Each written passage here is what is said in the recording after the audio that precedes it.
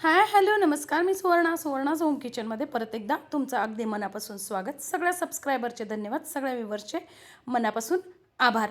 मी इथे घेतलेली आहे मटकी आणि मूग. तर आज आपण बघणार आहोत एका रात्रीत मटकीला भरपूर प्रमाणात मोड कसे आणायचे.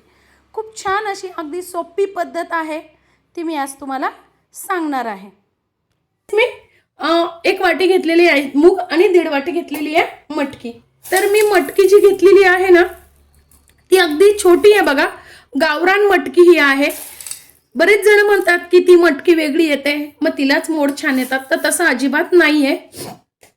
आपल्या साध्या गावरान मटकीला सुद्धा छान मोड येऊ शकतात जर तुम्ही या पद्धतीने केले तर बघा, मी मूग छान 3 ते 4 पाण्याने धुवून घेतलेले आहेत. तसंच आता मटकी पण 3 ते 4 पाण्याने आपल्याला धुवून घ्यायची आहे. दोन्ही याच्यात मी पुरेसं पाणी टाकलेलं आहे, म्हणजे जवळजवळ 3 ते 4 इंच पाणी वरती ठेवलेलं आहे. जर हिवाळा असेल, पावसाळा असेल तर तुम्ही इथे गरम पाण्याचा वापर करायचा आहे, म्हणजे मोड छान येतात. आणि जर उन्हाळा असेल तर काय करायचं, तुमच्याकडे जर ऊन येत असेल ना, तर ह्या दोन्ही गोष्टी तुम्हाला 1 ते 1.5 तासासाठी उन्हात ठेवायच्या आहेत आणि आपल्याला साधारणतः या 7 ते 8 तास छानपैकी भिजून घ्यायचे आहेत. तर बघा, मी आता सकाळचे 9 साडेनऊ वाजलेले आहेत. त्यावेळेत मी हे भिजत ठेवणार आहे. तर संध्याकाळी साधारणतः 4-5 वाजेपर्यंत मी हे भिजू देणार आहे. आता बघा, 7-8 तास झालेले आहेत. मी 1 ते 1.5 तास उन्हात ठेवलेले होते आणि नंतर बाकी मी सावलीतच घरातच भिजत ठेवलेले होते. बघा, मस्त असे भिजलेले आहेत, टम्म असे फुगलेले आहेत. आता हे परत आपल्याला 2 पाण्याने धुवून घ्यायचे आहेत. आपण पुन्हा असे 2 ते 3 पाण्याने जेव्हा धुवून घेतो ना, म्हणजे मग उसळ भिजल्यानंतर चिकट होत नाही आणि तुम्ही फ्रीजमध्ये मग ती 3-4 दिवस पण ठेवू शकता. वास येत नाही आणि चिकट पण होत नाही. आता आपल्याला काय करायचं आहे बघा, मी इथे रोळी घेतलेली आहे आणि खाली ॲल्युमिनियमचं भांडं घेतलेलं आहे. शक्यतो खाली तुम्ही असं ॲल्युमिनियमचं भांडं घ्या, म्हणजे छान त्याला ऊब मिळते आणि उसळीला मोड छान येतात.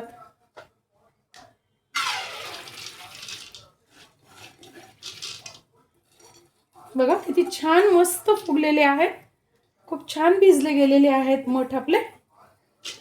मूगही मी सेम तसंच करून घेणार आहे. बघा, या पद्धतीने. बरेच जण काय करतात ना, कपड्यात बांधून ठेवतात, पण मग त्यामुळे काय होतं, मोड कपड्याच्या बाहेर येतात आणि तुटून जातात. जेव्हा आपण कपड्यातनं उसळ बाहेर काढतो ना, त्यावेळेस ते मोड तुटून जातात आणि मोड हे पौष्टिक असतात. आता आपल्याला काय करायचं आहे, कपडा घ्यायचा आहे कॉटनचा. जाड घडी अशी आपण कपड्याची त्यावर ठेवून घ्यायची. बघा, या पद्धतीने.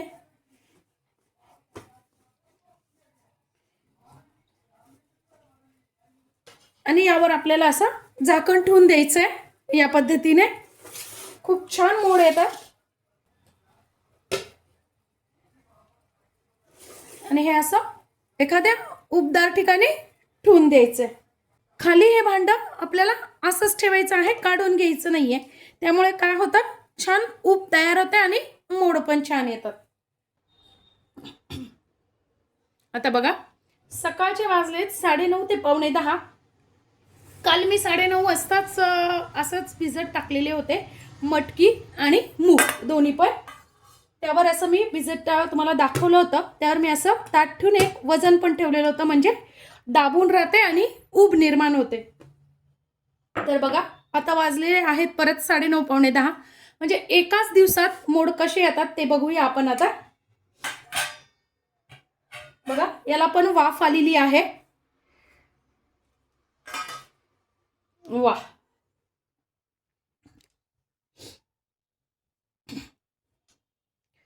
तरी सुद्धा आपण गावठीच मटकी वापरलेली आहे, म्हणजे असं काहीच नाही की आपण कुठली वेगळी मटकी वापरली की काय. बघा किती छान मोड आलेले आहेत. अगदी एक एक मोड 1-1 इंच वाढलेला आहे आणि इतकी हलकी झालेली आहे. मटकीचा कलर अजिबातही काळा नाही, स्वच्छ पांढरा स्वच्छ असा मस्त कलर आलेला आहे. बघा, चिघट नाही अजिबातही, एकदम मोकळी अशी मस्त अशी आपली मटकी भिजलेली आहे. ज्या पद्धतीने मी तुम्हाला सांगितली त्याच पद्धतीने जर तुम्ही केली तर चिकटही होत नाही. फक्त हे जे मोड 1 दिवसात येण्याचं कारण आहे, आपण ती 1 तास उन्हात ठेवली. तुमच्याकडे ऊन नसेल तर तुम्ही गरम पाण्यात जर भिजत टाकली तर हे असेच मोड येतील आणि भिजल्यानंतर परत 2दा पाण्याने धुतल्यानंतर हे इतके सुंदर चिकट न होता पांढरी स्वच्छ अशी आपली उसळ तयार होते. ती पण बघा, आपण फक्त 1.5 वाटी मटकी भिजत टाकलेली होती आणि आपली जवळजवळ 1 किलो उसळ तयार झालेली आहे. हे बघा, हे असं पाणी खाली हे असंच ठेवलेलं होतं मी, जेवढं नितरलं तेवढं.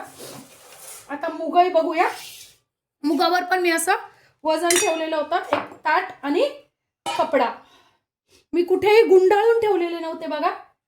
बऱ्याच जणी काय करतात, गुंडाळून ठेवतात. हे जे पाणी नितरतं ना आणि ॲल्युमिनियमचं भांडं जेव्हा आपण खाली ठेवतो ना, त्यामुळे पण अशी मोड येतात. वा बघा, खालीपर्यंत असे मोड आलेले आहेत बघा.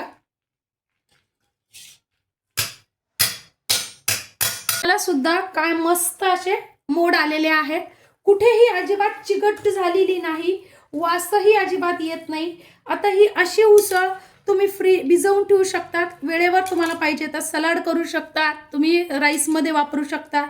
उसळ म्हणजे भाजी बनवू शकतात किंवा डोसे वगैरे जरी तुम्हाला बनवायचे असेल तर तुम्ही बनवू शकतात. खूप सगळे प्रकार बनवू शकतो आपण. सलाड खूप सुंदर बनवू शकतो उन्हाळ्यात. मस्त असे मोड आलेले आहेत बघा आणि अजिबातही कुठेही चिकट झालेली नाहीये. आजची माझी साधी सोपी रेसिपी तुम्हाला कशी वाटली कमेंट्समध्ये नक्की सांगा. चॅनलवर नवीन असाल तर चॅनलला लाईक, सबस्क्राईब आणि शेअर करा. धन्यवाद.